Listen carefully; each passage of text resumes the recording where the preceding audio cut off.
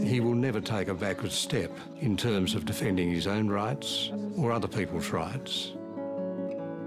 Michael's judgments have been controversial. An intimate look at the extraordinary Michael Kirby, 10:20 Sunday, ABC One. I'm so glad that you could come, Miss Marple. Who doesn't love a wedding? Will you help me, Miss Marple? It's up to Miss Marple to find out. This is no crime of passion. Families, festivities, secrets and murder.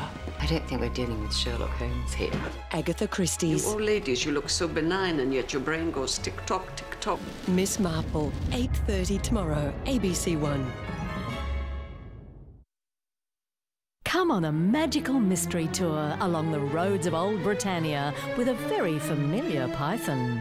I'll often be travelling on roads that don't exist. It's the Great Map Mystery. What they were then and what they are now. Tomorrow at 8 o'clock on ABC One. 1940, and Churchill launches a battle campaign that many believe made him a war criminal. We couldn't believe that we were going to do it. 8:30 tonight, Churchill's darkest decision. In just 10 minutes, almost 1,300 Frenchmen were killed. Then, from one controversial character to another. At 9:25, Mr. Sin, the Abe Saffron story. My father just was plain too powerful. Compelling viewing tonight. On Catalyst tonight, the weighty issue of teenage obesity and forecasting the results of ocean movement. Kids make terrible teachers. They're never happy with one answer. They have to keep asking about the stars, lizards, how birds fly. Wonder and curiosity, that's what it is. You know, you think we know the world, but we haven't even started. Not even the world right there in front of us. Not even the world we can pick up with our own hands and shake. The kids are the ones that are going to find out what it's made of. They're the ones, because they never stop asking the questions.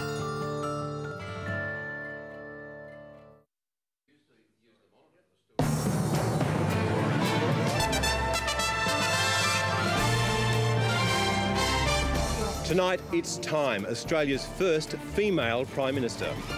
My values and my beliefs have driven me to step forward. I am truly honoured to lead this country, which I love. An emotional Kevin Rudd bows out after falling on his sword. The people of Australia, I say thank you. And a family's tears of joy for a momentous occasion. In our wildest dreams, we wouldn't have anticipated anything like this.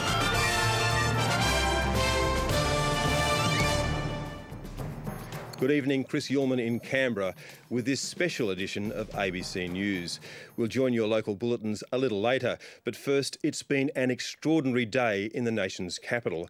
Julia Gillard has become Australia's 27th Prime Minister and the first woman to hold the office. She was elected unopposed by the Labor caucus after Kevin Rudd read the mood and stood aside before his party tore him down.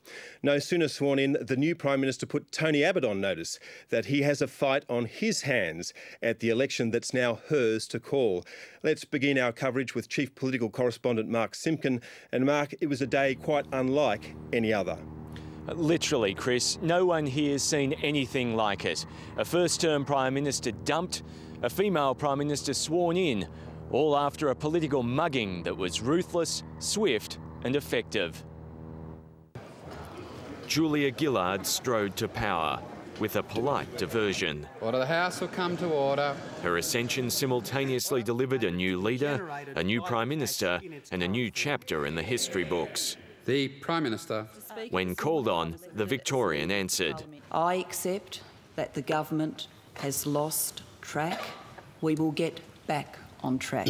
I have taken control for precisely that purpose. The man she vanquished sat on a backbench. A midnight knock on the door, followed by political execution, is no way that the Australian Prime Minister should be treated. I, Julia Eileen Gillard. Just an hour earlier, Australia's first female Governor-General swore in Australia's first female Prime Minister. Prime Minister, I offer you my very warmest congratulations on this historic day for our country, and I wish you well. The day began with frantic lobbying as Labor's factions reasserted themselves. Even Kevin Rudd's backers privately conceded Julia Gillard had the numbers. The only question was whether he'd go quietly. He did.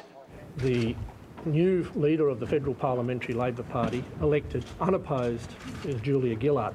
It's with the greatest humility, resolve and enthusiasm that I sought the endorsement of my colleagues to be the Labor leader and to be the Prime Minister of this country. Today we move forward with an intelligent, strong, competent and compassionate leader. It's the first time a first-term Prime Minister's been dumped by an Australian political party. But he will stay on, contesting the next election and serving on the front bench if asked. We have thrown our absolute all at this. A man sometimes derided as a Rudd bot almost broke down, showing his emotions as he lists his achievements, including the apology to the stolen generations. They were frightened.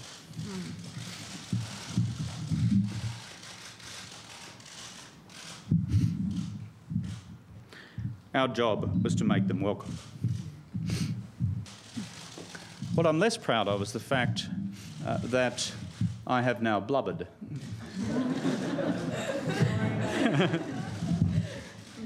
Julia Gillard quickly put a stamp on her party and its policies.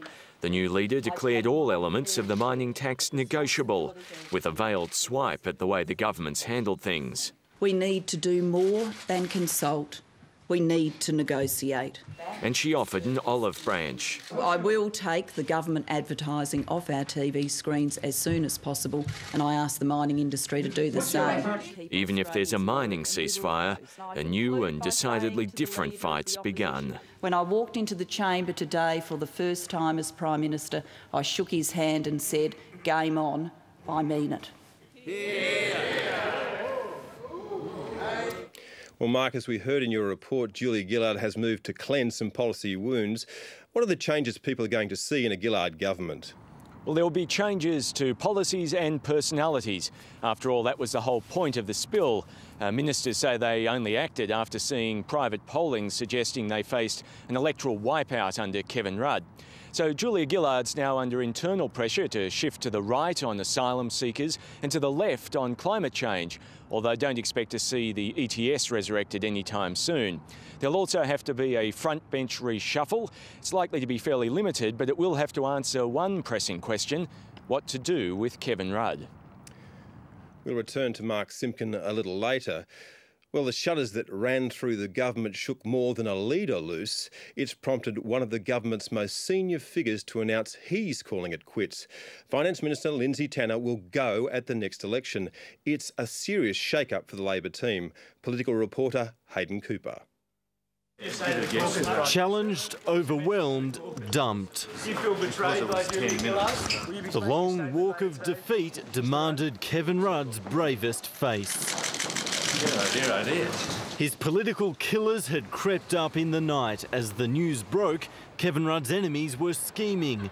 Over dinner, Bill Shorten organised the revolt, just as the challenger tapped the Prime Minister on the shoulder. His first instinct was to fight. I was elected to do a job. But as the morning fog rolled in, Kevin Rudd's destiny was clear. Confident, Ms Gillard? How are you feeling, Ms Gillard? Are you confident you got the numbers? The nation stopped to witness a rare event. Well, we just ran down to Parliament because we wanted to show our kids, especially our daughters. It's something we will never forget. I was shocked this morning because Kevin Rudd was doing such a great job and I thought everyone liked him. On a day chock full of shocks, there was more to come. Lindsay Tanner, the Labor veteran and star performer, is quitting at the election. This decision is driven entirely, absolutely by matters of personal circumstances. There are, frankly, 2 little girls and indeed 2 older kids who need me more than the country needs me. It's one early blow to the new leader. And so, in spectacular fashion, Parliament rises for the winter break.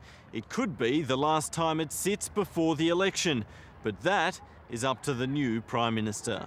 And in the traditions of her predecessors, she'll keep everyone guessing. Obviously, in the coming months, I will go to the Governor-General and I will ask that she call the election. Completing the term that her former running mate started.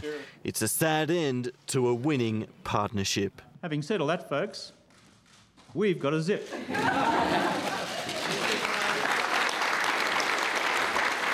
Hayden Cooper, ABC News, Canberra.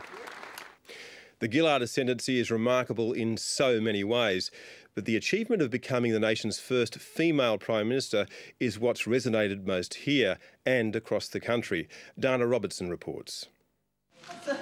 One woman was appointed by Kevin Rudd.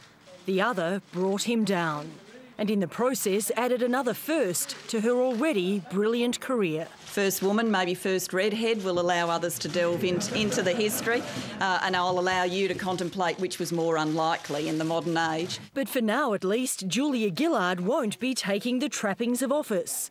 The new Prime Minister won't call the Lodge home until she's won an election in her own right. I'm very happy in my home in Altona. I'm very happy in my flat in Canberra. At their home in Adelaide, her parents, John and Moira, could scarcely believe what they were witnessing.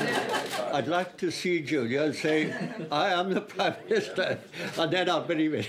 I will well and truly serve in the office of Prime Minister. Her partner Tim has no doubt about her ability. I'm probably more nervous than her. She's a pretty strong lady, so great job, and I think the nation's going to be proud. It's been a long climb to the top. There's Julia. First, student politics. Then, as a young industrial lawyer, Julia Gillard failed 3 times to gain Labor pre-selection. But in 1998, it was 4th time lucky. I will do everything in my power to make you proud. I had to fight hard to get pre-selected. I had to play a factional game to do that. She's been welcomed by those who've also made it to the top. I think that she's more than up to the task. She's a woman of great intelligence. There is, of course, a historic aspect to this Prime Minister, as she is Australia's first woman to attain the office. And is inspiring others. It's thrilling. As a woman with a daughter, it's absolutely thrilling. And we're really proud of her, and it's a big step for women. What do you think of Julia Gillard? She's made it, but Julia Gillard still has a final ambition to fulfil. She wants to win the next election and then call this place home. Dana Robertson, ABC News, Canberra. Kevin Rudd had just 2.5 years at the top. He led Labor out of the wilderness and rode a wave of public support. But voters turned, and his party did too. Rebecca Barrett reflects on the rise and fall of a Prime Minister. After 12 years in opposition, Kevin Rudd romped into office full of hope and optimism. To unite and write a new page in our nation's history. Kevin 07 had done what others before him couldn't, end John Howard's 11-year reign as the country's leader. At the age of 50, Kevin Rudd became Australia's 26th Prime Minister. I, Kevin Michael Rudd, do swear that I will well and truly serve the Commonwealth of Australia. And for the first time, Australia had a female Deputy Prime Minister. One of Mr Rudd's first actions was an apology to the stolen generations. On behalf of the Government of Australia, I am sorry. On behalf of the Parliament of Australia, I am sorry. And I offer you this apology without qualification. After tackling reconciliation, global warming was next. The greatest moral and economic challenge we will face in the 21st century is climate change. But the global financial crisis took hold, and it was the economy, not the climate, that took centre stage. The road to global economic recovery will be tough, it'll be bumpy, it'll be long, but today is a landmark. Economic stimulus followed, and surviving the downturn is one of Kevin Rudd's most gratifying moments. I'm proud of the fact that we kept Australia out of the global economic recession. It was clearly a struggle as the Prime Minister listed his achievements. I hope I've been able to demonstrate to you that This has been a very busy 2.5 years. Kevin Rudd's staff were visibly upset as they watched their boss deliver his final press conference, where he paid an emotional tribute to his wife, Therese Rain, and his family. She is a very good person, as are these fantastic kids. Support the former Prime Minister has always been able to rely on. Rebecca Barrett, ABC News. Today's events have added billions to the share values of the big miners who led the bitter anti-tax campaign against Kevin Rudd. Both the Minerals Council and BHP Billiton have grasped Julia Gillard's olive branch and halted their attack ads as a sign of good faith. Finance correspondent Philip Lasker. They're breathing a little easier at the big end of town, comforted by hopes of an end to open warfare over the mining tax and an end to the Rudd way of doing things. We think now with the new leadership there is an opportunity for us to perhaps address some of those issues in a way that will lead to better outcomes. I'm very proud that she's been elected to that very high office as a woman. I think it's a big development. I'm rather sad for Kevin Rudd. He's made an enormous contribution to Australia. He's worked extremely hard for Australia. It wasn't reflected here on the markets. Julia Gillard's victory saw billions added to the value of the government's most vocal opponents. Andrew Forrest's Fortescue Metals, BHP Billiton and Rio Tinto rose strongly in a falling market. Analysts say the reason was clear. Just a little bit more confidence that we're going to see some more stability and open dialogue on policy initiatives over the coming couple of months into the inevitable election. In a statement, BHP Billiton said it was encouraged and looked forward to working with the government. In response, it's joined the Minerals Council and immediately asked its agencies to suspend all advertising as a sign of good faith. Miner and billionaire Andrew Forrest hasn't been part of the attack ad campaign, but he had a message for the new leader. Let's either take this tax off the table or put it into a position that it can really grow Australia's economy. The miners aren't expecting that message to fall on deaf ears. Philip Lasker, ABC News. Finally, back to our chief political correspondent, Mark Simpkin. Mark, Julia Gillard's in a golden moment right now. Can she expect a honeymoon? Well, Tony Abbott's trying to end any honeymoon before it begins. He launched a fierce attack today, basically accusing Julia Gillard of being a factional puppet. Now, Julia Gillard rejects that, but even senior Labor insiders do share some concerns about the circumstances of her rise. Several ministers told me they only voted for Julia Gillard because her challenge rendered Kevin Rudd's leadership essentially broken. Now, Julia Gillard is doing her best to introduce herself to the nation as Prime Minister tonight. She spent last night all night on the phones. Tonight she'll be on the TV screens with a media blitz, including an interview with Kerry O'Brien on the 7:30 report. Mark Simpkin, thank you. And that's all in our special ABC News coverage of this momentous day in politics. I'm Chris Ullman. Good night from Parliament House.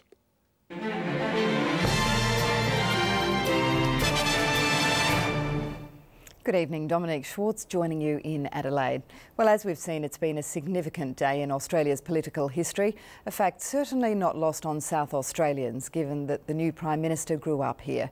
Today, students at Julia Gillard's old high school said she's inspired them to aim high with their goals. Julia Gillard's nervous parents proudly watched from their Pasadena home as their daughter became the first female Prime Minister. There's our girl. Good on you, Julia. When I see Julia, we'll both cuddle and probably have a tear or two. At Unley High School, students watched their old scholar with admiration. I grew up in the great state of South Australia. She graduated in 1978. A leadership award is named in her honour, and now she is providing more inspiration. So I'm proud to see another Unley kiddie succeed, and kind of inspires me because she is a female and she did come from a public school, and I'm sort of in the same position, and you kind of look up to her. It's an excellent feeling to see someone that's walked through these doors and now she's got the top job of Australia, Prime Minister. first women, it's amazing. It was at Unley High that Ms Gillard got her first taste of debating. Then, while studying law at the University of Adelaide, her skills caught the attention of fellow student politician, now political professor, Carol Johnson. She had very clear communication skills. She was an excellent debater. Even then, she'd often use a slightly self-deprecating sense of humour and charm. The Premier says Ms Gillard's close ties to the state will be of great benefit. We've got a Prime Minister who knows Adelaide, knows South Australia, knows its issues. He says he's looking forward to a close working relationship with her. Emma Ribalato, ABC News, Adelaide. On to other news now, and United Water and its 470 local workers have lost the contract to manage Adelaide's pipe and sewage network. SA Water has decided not to shortlist the French-owned company for a new contract due to start in June next year. Last year, the government accused United Water of breaching its contract. South Australian water users have paid more for water to the tune of tens of millions of dollars by a failed Liberal government water privatisation to the French.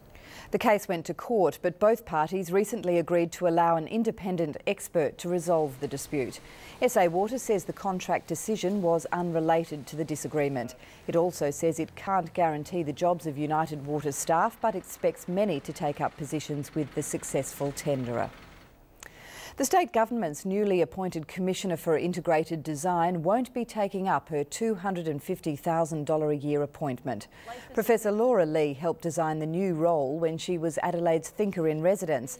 She recently met Premier Mike Rann in London and New York to discuss planning issues. Professor Lee had asked to delay the start of her job for family and professional reasons, but the government declined the request. In April, Planning Minister Paul Holloway defended his decision to appoint her without an interview, saying the government wanted someone of international stature to fill the position. Instead, local architect Tim Horton will take up the job on a 2-year contract. The top US general in Afghanistan has been relieved of his command. General Stanley McChrystal was dismissed by the president over a magazine interview that mocked Barack Obama's administration. He's been replaced by General David Petraeus, who was the architect of the Iraq troop build-up. The 4-star general arrived at the White House with a letter of resignation. His face-to-face meeting with the president lasted barely 30 minutes. After sitting down with his national security team, Barack Obama emerged to tell reporters that Stanley McChrystal was finished. Today I accepted General Stanley McChrystal's resignation. I did so with considerable regret. President Obama paid tribute to the 55-year-old warrior, saying he didn't act out of personal insult over the Rolling Stone article, where he was described as looking uncomfortable and intimidated by the military brass. But his displeasure was clear. The conduct represented in the recently published article does not meet the standard that should be set by a commanding general. The president says the disparaging comments of the general and his aides undermine civilian control of the military and the unity of the effort of his national security team and allies in Afghanistan.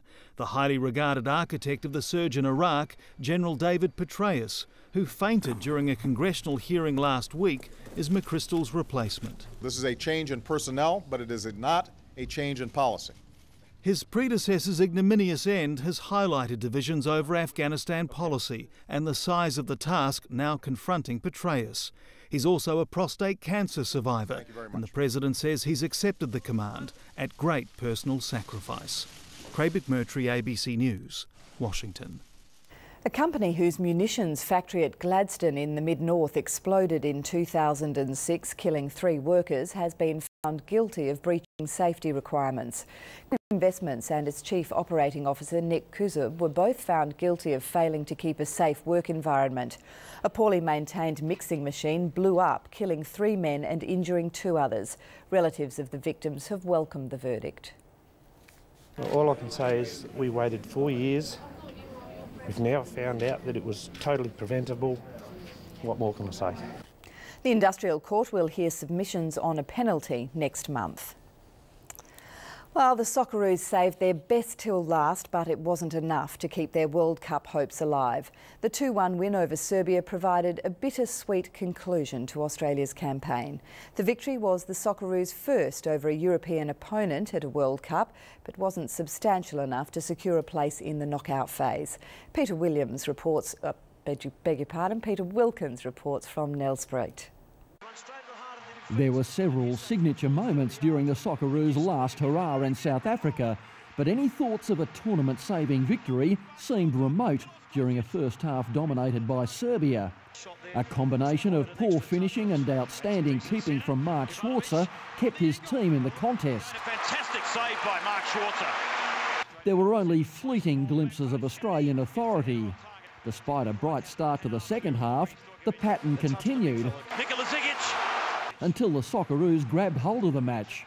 A period of domination in defence and attack was converted by Australia's prime source, continuing his strike rate of 1 goal every 2 internationals. But it was Brett Holman's brilliant second which really lifted hopes. From wrong range, what a goal! He's done it again, Brett Holman! The way we reacted and bounced back was just everything Australian. You know, spirit, hunger, passion, pride. Australia searched for a vital third until Schwarzer made a rare error. Serbia's quest to advance falling fractionally short. Germany's 1-0 win over Ghana was enough for those two teams to qualify. Germany set to meet England in an epic final 16 clash. Australia saved its best for last. After the game, some of them were tears in their eyes, but they were proud. But the Socceroos were left to rue what might have been. After all, the goal difference against Germany killed us. That's the way it is. The Socceroos ended South Africa 2010 on a piercing note, in contrast to the way they started their campaign. It was a fitting finale for several senior players who'll soon be headed into international retirement. Peter Wilkins, ABC News, Nelspruit. In last night's other World Cup games, the United States and England scored victories to advance to the knockout phase. After a disappointing start to the tournament, England finally gave its legion of fans something to cheer about. Defoe! England have the lead. Jermaine Defoe's goal gave England a 1-0 win over Slovenia, but the United States topped Group C in dramatic fashion. A goal in injury time against Algeria sent the Americans into a second-round clash with Ghana. On to Wimbledon now, and Frenchman Nicolas Mahut and American John Isner have set the record for the longest match. And it's not over yet. When bad light stopped play, the score was an astonishing 59 games all in the fifth set. Australians Leighton Hewitt and Yamila Groth won, but all the talk has been about the epic on Court 18 that's already stretched over 2 days. Duncan Huntsdale reports. It's being dubbed the London Marathon, a titanic tussle that's broken all kinds of records. The first round clash between unseeded players American John Isner and Frenchman Nicolas Mahut was consigned to the backcourts, but became the hottest ticket at Wimbledon as it provided untold value for money. And they've come from everywhere to watch this match. Isner had a match point at 10-9 in the fifth set, but Mahut escaped with one of his 95 aces. The American topped that with a record 98. The previous figure for the most games at Wimbledon was 112. The fifth set alone has surpassed that. I mean, this became a battle of the mind so long ago. When it reached 50 all, the crowd rose and other players were stunned. I love this, you know. I was watching this, I don't know if I was crying or laughing. While Isner could hardly move, there was still life in Mahut. Unbelievable. As the light faded, officials suspended play at 59 all, and the exhausted pair still couldn't escape. Gentlemen, we couldn't let you go without just a quick word. At exactly 10 hours, it beats the previous longest match by almost 3.5 hours. I mean, nothing like this will ever happen again, ever. We're just fighting like we never did before. The fight continues tonight. Duncan Huntsdale, ABC News. Amazing. On to the weather details now and tonight's photograph. It shows the city at night and comes from Mari Bury of Lobethal. In Adelaide today, the temperature reached 18.2 degrees just before 3 o'clock this afternoon. The low of 11.5 came at about 6:15 this morning. The highest rainfall 24 hours to 9 o'clock this morning was 5.6 millimetres at Cummins on the Lower Eyre Peninsula. Today the wettest place was Nullarbor on the far west coast. It had 5 millimetres. It was fine across most of the state's north today, although there were some showers in Ceduna. 23 degrees was the top temperature in Lee Creek, 19 in Port Pirie. There was a little rain in Murray Bridge, but it was also a generally fine day across the south. 16 was the top in several centres, including Kingscote and Port Lincoln, 15 in Narracourt and Mount Gambier. Interstate today, it was mostly sunny and 22 degrees in Brisbane, 15 in Canberra and Perth. Melbourne had a cloudy day and a top of 18, and the temperature reached 25 degrees in Alice Springs, 16 in Hobart. The satellite picture shows cloud over the east of the continent. That's causing scattered showers, and clouds streaming from Western Australia into South Australia ahead of a cold front is generating areas of rain.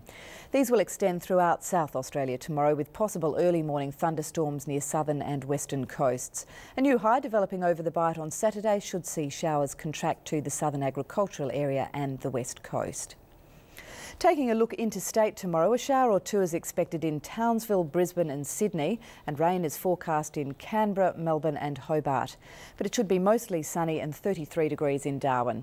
Perth's heading for a top of 16 after an overnight low of 1 degree, and 24 is the forecast top in Alice Springs. Back to South Australia, and rain and showers are forecast right across the north of the state tomorrow. It should reach 16 degrees in Woomera and Port Augusta, 15 in Port Pirie, Woodner and Whyalla. A wet day is also expected across the south. Maxima should range from 12 degrees in Clare to 15 in a number of centres, including Maitland and Victor Harbour, 13 degrees in Nuriutpa. A strong wind warning has been issued for the south central and southeast coasts. In Adelaide tomorrow, rain easing to a shower or two by late morning. 15 degrees is the expected top, down to 11 overnight. The sun will rise at about 25 past 7 with sunset at about 10 past 5. Seas to 1.5 metres with southwesterly winds reaching 15 to 20 knots around sunrise, then easing by early afternoon. Looking further ahead, another wet day on Saturday, fine on Sunday and 15 degrees, then a late shower on Monday. Before we go, recapping tonight's main story. Julia Gillard has become Australia's 27th Prime Minister and the country's first female leader. She was elected unopposed by the Labor Party caucus after Kevin Rudd decided not to contest this morning's leadership ballot. Wayne Swan is the new Deputy Prime Minister. And that's the latest news this Thursday, but stay with ABC One for a special edition of the 7:30 report. Kerry O'Brien is in Canberra, where he'll be speaking with the new Prime Minister, Julia Gillard. Good evening. The Governor-General. I'm a Julia, not me, because I'm still the Prime. I offer you my very warmest congratulations. The Prime Minister. Thank you very much. Should have been allowed to face the judgment. The only thing that has been found so far is her way to the lodge. How can you be so out of touch?